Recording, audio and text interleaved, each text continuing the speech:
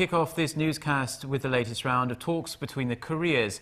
Red Cross officials from South and North Korea are currently at the truce village of Panmunjom to discuss the issue of resuming reunions for families separated since the Korean War. And for more details, we are going to connect live to our Unification Ministry correspondent, Hwang Sung-hee. Sung-hee, what's the latest?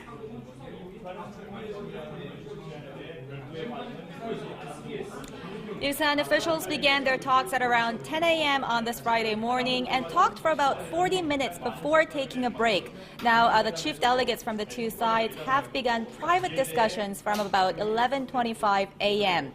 Now, opening the talks, the South Korean chief delegate expressed hopes for a fruitful meeting today, while the North Korean chief delegate said that today's meeting could be an opportunity for untangling inter-Korean relations.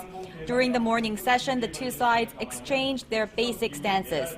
An official at the Unification Ministry said while they agreed on holding reunions as well as video reunions for the separated families, the two Koreas did show differences on various fronts. Thousands of Korean families were left separated since the Korean War in the 1950s, and the ministry estimates that around 80% of the 73,000 registered separated family members in the South are over the age of 70. The last round of reunions took place in October of 2010. So, Sung-hee, what are some of the issues to be discussed at today's meeting?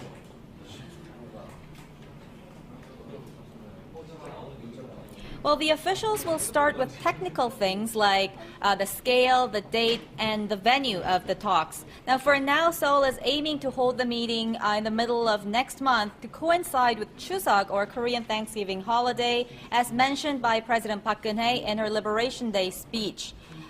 Some possible locations for the meeting are Mount Kumgang, Seoul, and Pyongyang, although the most likely venue is Mount Kumgang as proposed by North Korea earlier this week.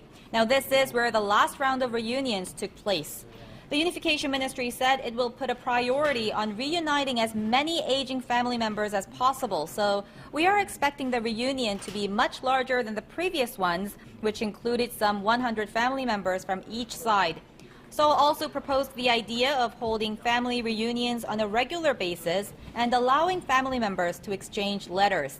The two sides are not expected to bring up the issue of restarting South Korean tours to Mount Kumgang at today's meeting. North Korea proposed yesterday to meet for separate talks on the issue later this month or at the beginning of September, and we are still waiting for Seoul's answer to the North's proposal. Guys?